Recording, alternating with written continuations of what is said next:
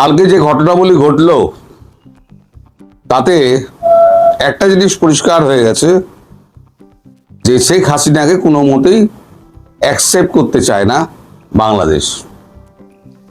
কারণ বাংলাদেশ খুব ভালো করেই জানে যে ভারতবর্ষ তাকে বন্দি প্রত্যর্পণের শর্ত অনুযায়ী ফেরাবে না, আর তার নিরাপত্তা নিশ্চিত না হওয়া পর্যন্ত ফেরাবে না। ওইখানেই মানে খেলে দিয়েছে খলিলুর রহমান এবং তারেক রহমানরা। তারেক রহমান খুব একটা কথা বলেনি, যা বলেছেন খলিলুর বলেছেন। এখন এর মধ্যে আর একটা অঙ্ক আছে, সেটা হচ্ছে দেশের মানুষ যারা ভোট দিয়েছে, যারা ভারত বিরোধী, যদি শেখ হাসিনাকে ফিরিয়ে নেয় তাহলে তারা বিএনপির বিপক্ষে চলে যাবে। আবার যদি শেখ হাসিনা ফিরে আসেন, আওয়ামী লীগ দলে দলে মাঠে নেমে যায়, তাহলে একটা রক্তক্ষয়ী সংগ্রামের একটা আশঙ্কা রয়েছে। আর তিন হচ্ছে শেখ হাসিনাকে নিয়ে সিদ্ধান্তে মানে আপনাকে কি বলবো, এটা দোলাচল, সিদ্ধান্তহীনতায় ভুগছে যে কি করা যায়। ভারত যে প্যাঁচটি মেরে রেখে দিয়েছেন এবং শেখ হাসিনা যে ঘোষণাটি করে রেখে দিয়েছেন, সেখানে তার মানে ওই বেড়া জাল থেকে উদ্ধার পাওয়ার কোনো রাস্তা কিন্তু এখন বিএনপি সরকার দেখতে পাচ্ছে না। কালকে যে এতগুলো মিটিং হয়েছে তার মধ্যে একমাত্র সৌহার্দ্যপূর্ণ মিটিং যেটা হয়েছে সেটা হচ্ছে সালাউদ্দিন সাহেবের সঙ্গে আমাদের দীনেশ ত্রিবেদীর বৈঠকটা। এছাড়া খলিলুরের সঙ্গে একান্ত বৈঠকে খলিলুর অত্যন্ত চেঁচামেচি করেছেন, খুব অভদ্র ব্যবহার করেছেন। খলিলুর মানে কূটনৈতিক পোস্টে বসে, উনি তো কূটনীতিক নন, উনি কূটনৈতিক পোস্টে বসে যে ব্যবহার উনি করেছেন একান্তে, মানে 1-to-1 বৈঠকে, এবং তারপরে তারেক রহমানের এখানে এসে তিনি যেভাবে মানে আমাদের দীনেশ ত্রিবেদীর সঙ্গে কথা বলেছেন, একজন বর্ষিয়ান রাজনৈতিক ব্যক্তি যার দীর্ঘদিনের পার্লামেন্টেরিয়ান ব্যাকগ্রাউন্ড, যিনি দুবারের ভারতবর্ষের মতো রেলমন্ত্রী, ভারতবর্ষের মতো বড় দেশের রেলমন্ত্রী সাকসেসফুলি, এবং রাজ্যসভার ডেপুটি স্পিকার, হাসতে হাসতে এই কথাগুলো মনে করেই দিয়েছেন দীনেশ ত্রিবেদী বাধ্য হয়ে। যখন খলিলুর হাত পা ছড়িয়ে যখন চেঁচাচ্ছেন রীতিমতো উচ্চস্বরে, যা আমাদের হাতে মানে প্রত্যর্পণ করতেই হবে, প্রত্যাবর্তন বলা যাবে না, প্রত্যর্পণ করতে হবে।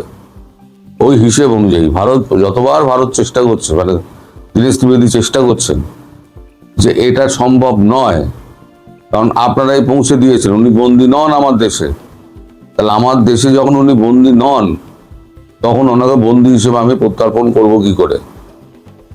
এগুলো সমস্ত বুঝো এই যে তিনটে কারণ বললাম, এই তিনটে কারণের জন্য অবুঝের মতো ব্যবহার করছেন, এবং সেটা বিশ্রীভাবে চেঁচিয়ে যখন উনি কথাবার্তা বলছেন তখন দীনেশ ত্রিবেদী হাসতে হাসতে বাউন্সার গুলো দেন।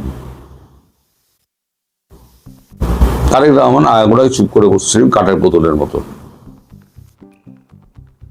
তিনি বুঝতে পারছেন না তার কি করা উচিত, এই সিদ্ধান্ত নিয়ে তাই ভুগছেন। তারপরে যে প্রেস কনফারেন্সটা আপনারা দেখলেন, তাতেও বডি ল্যাঙ্গুয়েজ আপনারা দেখলেন খলিলুর যেন ছুটে মারতে আসছেন, এরকম একটা সাংবাদিকদের প্রতি ব্যবহার। কোন কূটনৈতিক ব্যক্তির এই ব্যবহার কিন্তু শোভা পায় না। কূটনৈতিক চিঠিতে শব্দচয়ন এবং কথা বলার সময়তেও শব্দচয়ন, তার বডি ল্যাঙ্গুয়েজ সমস্ত কিন্তু মাপা হয়। এখানে উনি যা করেছেন সেটা সৌজন্যতার মধ্যে পড়ে না।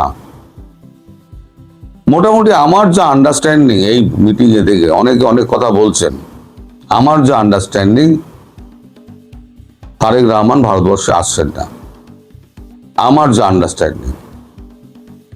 আর ভারতবর্ষের চিঠি কিন্তু ওনার কাছে পড়ে রয়েছে, খলিলুর সেটা স্বীকার করেছে। প্রধানমন্ত্রী হিসেবে তাকে যে আমন্ত্রণ পত্রটা পাঠানো হয়েছে সেটা পড়ে রয়েছে, সেটা নিয়ে কোনো সিদ্ধান্ত হয়নি। এই গন্ডগোলটা পাকাচ্ছে হচ্ছে এই বিমস্টেকের সভাপতি হিসেবে তাই কেন ডাকা হয়েছে। কিন্তু বিমস্টেকের সভাপতি একটা আলাদা প্ল্যাটফর্ম, যেটা হচ্ছে ব্রিক্স। সেই ব্রিক্সে ওআইসি কে ডাকা হচ্ছে, G7 কে ডাকা হচ্ছে, G20 কে ডাকা হচ্ছে, তারপর আপনার আরো যে সমস্ত বিভিন্ন সংগঠনগুলো আছে তাদের সভাপতিদের ডাকা হচ্ছে, ওনাকেও ডাকা হয়েছে। তাই তো প্রধানমন্ত্রীকে ডাকা হয়নি, সভাপতি যে আছেন সে সভাপতিকে ডাকা হয়েছে। সভাপতি প্রধানমন্ত্রীর সভাপতি হন। পরের বছর যখন উন্নত হবে তখন ভারতের সভাপতি লিখবে যে দেশ হবে, তখন কি মাননীয় প্রধানমন্ত্রী নরেন্দ্র মোদী লিখবেন না?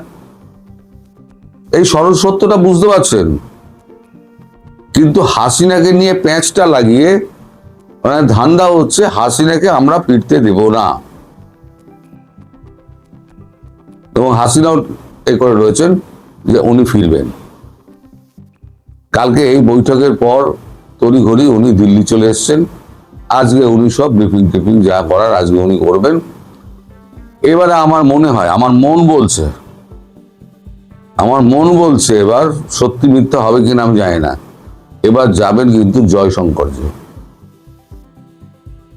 হয় জয়শঙ্করজি যাবেন আর নইলে অজিত দোভাল যাবেন, দুজনের একজন তো যাবেনই। আর তখনই বোঝা যাবে কার কোল যেতে কত দম। দীনেশ ত্রিবেদী অত্যন্ত ঠান্ডা মাথার মানুষ, অত্যন্ত শান্ত ভাষায় কথা বলেন। আপনারা দেখেছেন যেটুকু ফুটেজ আপনারা দেখেছেন, ওখানে খুব সৌহার্দ্যপূর্ণ পরিবেশের মধ্যে দেখা হয়েছে, তারপর তো অফ করে দেওয়া হয়েছে। তারপরে সাংবাদিকদের সঙ্গে কথা যখন বলেছেন, উনি প্রত্যেকটা কথা কিন্তু পাকা কূটনৈতিক ব্যক্তির মতো কথা বলেছেন, যে আমরা খুব পজিটিভ। যে কথাটা বলা হয়ে থাকে, আমরা খুব পজিটিভ, এবং আমার মনে হয় এমন কিছু নেই যে আলোচনার মাধ্যমে সমাধান হতে পারে না। উনি ওনার বক্তব্যটা পরিষ্কার জানিয়ে দিয়েছেন, হ্যাঁ হলে হলো, না হলে হলো না। আমি পজিটিভ ছিলাম, নেগেটিভ হয়ে গেছে, কি করা যাবে। কিন্তু এবার যে ঘটনাটা ঘটবে আমি আপনাদের বলে দিচ্ছি, এবার জয়শঙ্করজি যাবেন নইলে অজিত দোভাল যাবেন, এবং কার কত দম তখন কিন্তু পাওয়া যাবে। আর এই যে আমাদের পরাগ জৈন গেছেন, পরাগ জৈনকে আমাদের যে সেনা অফিসাররা যারা গেছিলেন এর আগে, তারা যে সমস্ত কাগজপত্র দিয়ে এসেছিলেন, সেই ব্যাপারে কি কথাবার্তা হয়েছে, কতদূর এগিয়েছে, সেগুলো আরো বিস্তার লাভ করেছে কিনা, সেইগুলো দেখার জন্য এখান থেকে চিঠি পাঠানো হয়েছিল। সেই চিঠির প্রত্যুত্তরে এখন ডিজিএফআই চিঠি পাঠিয়ে তাদের আমন্ত্রণ জানিয়েছে, আপনারা আসুন, এসে দেখুন আমরা কিছু ব্যবস্থা নিয়েছি কিনা। হয়তো কিছু ব্যবস্থা নিয়েছেন, টেম্পোরারি হয়তো উচ্ছেদ করে দিয়েছেন, করে দিয়ে দেখাবেন, তবুও দেখাতে পারবেন। যদিও স্যাটেলাইট মারফত আমরা সব দেখতে পাচ্ছি কোথায় কি করছে না করছে, তবুও একটা জেস্চার দেখিয়েছে ডিজিএফআই, একটা জেস্চার দেখিয়েছে। ডিজি যখন সস্ত্রীক এসছেন ভারতবর্ষে, তিনি কিন্তু সমানভাবে আপ্যায়িত হয়েছিলেন, তাকে প্রচুর সম্মান দেওয়া হয়েছিল, এবং তিনি কলকাতায়, দিল্লিতে কিন্তু প্রচুর কেনাকাটা করেছেন। তার স্ত্রী, তিনি এদিকে মিটিং করছেন, তার স্ত্রী কিন্তু নিরাপত্তা রক্ষীদের নিয়ে প্রচুর কেনাকাটা করেছেন। আমাদের সঙ্গে পিপুল টু পিপুল কানেকশন খুব ভালো। মধ্যিখানে রাজনৈতিক দলগুলো এসে আর এই যে মৌলবাদীগুলো এরা এসে পুরো ব্যাপারটাই ঘেঁটে দিয়েছে। মোট কথা, আমার যা আন্ডারস্ট্যান্ডিং আমি আপনাদের বললাম যে এই আসবে না তারেক রহমান। উনি অন্য কারণ দেখিয়ে, কালকেও আমি বলেছি একটা কিছু কারণ দেখাবেন। আজকে আমার মনে হচ্ছে, আমি স্থির বিশ্বাসে পৌঁছেছি যে উনি আসবেন না। উনি অন্য কোথাও চলে যাবেন, জাপান টাপান, কোরিয়া এইসব জায়গায় চলে যাবেন। অনেক জায়গায় আমন্ত্রণ রয়েছে, তো কোনো একটাই চলে যাবেন। দেখা যাক আজকে দিল্লিতে কি খবর হয়, দিল্লিতে কি রিপোর্ট করা হয়, এবং তারপর কার যাওয়ার সিদ্ধান্ত হয় সেটাও সম্পূর্ণ জানা যাবে। আপনারা সবাই ভালো থাকবেন, সুস্থ থাকবেন এবং সাবধানে থাকবেন। নমস্কার।